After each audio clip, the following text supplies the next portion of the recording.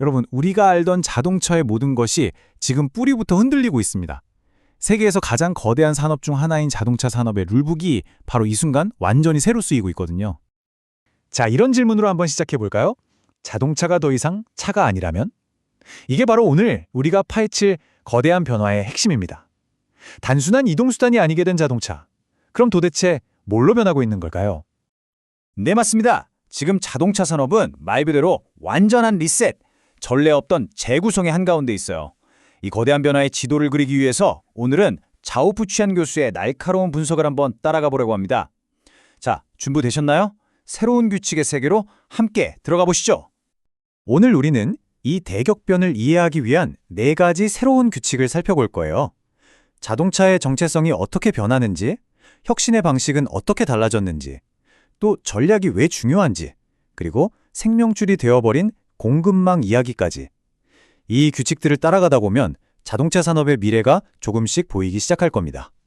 그럼 첫 번째, 지금 판이 어떻게 바뀌었는지부터 보죠. 한마디로 모두가 함께 성장하던 잔치는 끝났습니다. 자동차 시장은 이제 진짜 강자만 살아남는 아주 치열한 전쟁터로 변했어요. 시장이 빠르게 성장할 땐 사실 웬만한 기업들은 다 괜찮았죠. 그냥 좋은 회사와 더 좋은 회사의 차이 정도였어요. 하지만 지금처럼 성장이 멈추자 진짜 실력이 드러나기 시작했습니다. 생존하느냐, 탈락하느냐. 즉, 좋은 회사와 나쁜 회사로 그냥 딱 나뉘고 있는 거죠. 브랜드의 진짜 가치가 시험대에 오른 순간입니다. 자, 그렇다면 이 새로운 시대의 첫 번째 규칙은 뭘까요? 바로 자동차는 진화한다는 겁니다. 더 이상 그냥 쇳덩이로 만든 기계가 아니라 스스로 진화하고 성장하는 완전히 새로운 종으로 거듭나고 있다는 거죠. 여기서 자오 교수가 아주 중요한 포인트를 짚어주는데요. 옛날 자동차의 심장이 엔진, 그러니까 하드웨어였다면 이제 그 심장은 소프트웨어로 바뀌었다는 겁니다. 소프트웨어가 자동차의 성능, 경험, 그 모든 것을 결정하는 시대가 열린 거죠. 자동차의 연결성이 이런 3단계를 거쳐서 진화해 왔습니다. 처음엔 그냥 단순 통신, 그 다음엔 네트워크 연결, 그리고 마침내 상시 온라인 상태에 도달했죠. 바로 이 마지막 단계가 모든 걸 바꾸는 게임 체인저예요. 우리 손에 있는 스마트폰처럼 자동차가 항상 인터넷에 연결된다? 이건 뭐 무한한 서비스랑 기능 확장이 가능해진다는 뜻이니까요. 두 번째 규칙은 혁신에 대한 이야기입니다. 자오 교수가 여기서 아주 재밌는 비유를 하는데요. 혁신이 모둠 요리에서 팔보죽으로 바뀌고 있다는 거예요. 이게 대체 무슨 말일까요?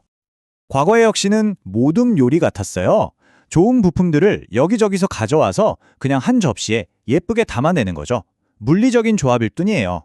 하지만 새로운 혁신은 팔보죽에 가깝습니다. 온갖 재료를 한 솥에 넣고 푹 끓이면서 서로 완전히 섞여서 아예 새로운 맛과 형태를 만들어내잖아요.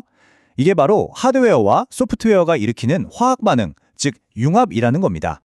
결국 이 말은요, 아예 없던 걸 새로 만드는 것도 물론 중요하지만 이미 있는 기술들을 얼마나 잘 섞어서 새로운 가치를 만드느냐, 이게 자동차 산업의 핵심이라는 뜻입니다. 생각해보면 자동차야말로 세상의 온갖 혁신 기술을 담아낼 수 있는 최고의 플랫폼이잖아요. 세 번째 규칙, 어쩌면 이게 가장 중요할지도 모릅니다. 무작정 행동에 옮기기 전에 먼저 명확하게 생각부터 하라는 것. 다시 말해, 흔들리지 않는 장기적인 전략의 힘을 말하는 거죠. 와, 자오 교수의 이 지적 정말 날카롭지 않나요? 많은 리더들이 나는 다 안다고 생각하지만 정작 거대한 투자가 필요한 순간에는 망설입니다. 그건 사실 제대로 생각하지 않았다는 증거라는 거죠. 진짜 성공은 명확한 전략, 그리고 그걸 끝까지 밀어붙이는 뚝심에서 나온다는 겁니다. BYD의 사례가 이걸 아주 잘 보여줍니다.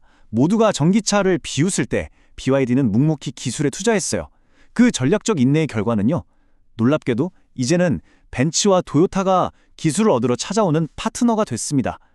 반면에 더 먼저 시작하고도 투자를 망설였던 곳들은 시장에서 조용히 사라졌죠. 이게 바로 장기 전략의 무서운 힘입니다. 자, 이제 네 번째이자 마지막 규칙입니다. 이건 아마 지난 몇 년간 기업들이 가장 뼈저리게 느낀 교훈일 거예요.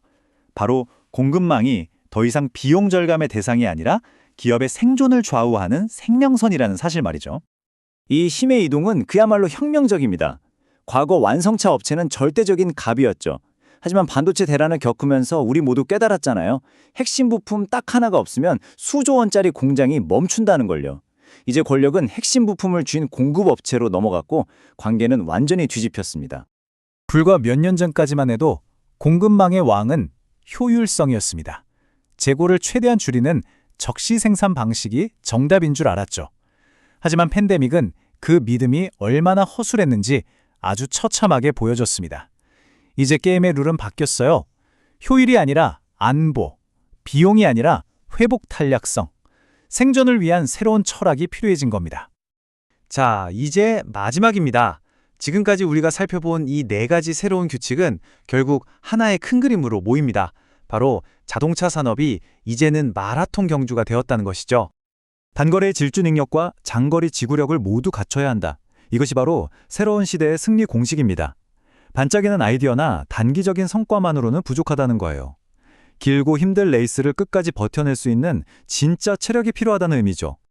오늘 함께 살펴본 새로운 규칙들 마지막으로 한번 정리해 볼까요?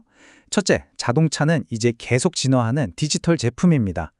둘째, 혁신은 그냥 조립이 아니라 모든 것이 섞이는 깊은 융합에서 나옵니다.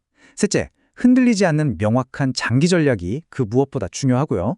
그리고 마지막으로 공급망은 싸게 만드는 게 아니라 안전하게 지키는 것이 우선입니다. 그래서 마지막 질문은 바로 이겁니다. 이 길고 혹독한 자동차 마라톤에서 과연 어떤 기업이 진정한 지구력을 갖췄을까요? 누가 저 결승선을 통과하고 또 누가 중도에 쓰러지게 될까요? 이제 그 승부를 여러분이 직접 관찰하고 판단할 차례입니다.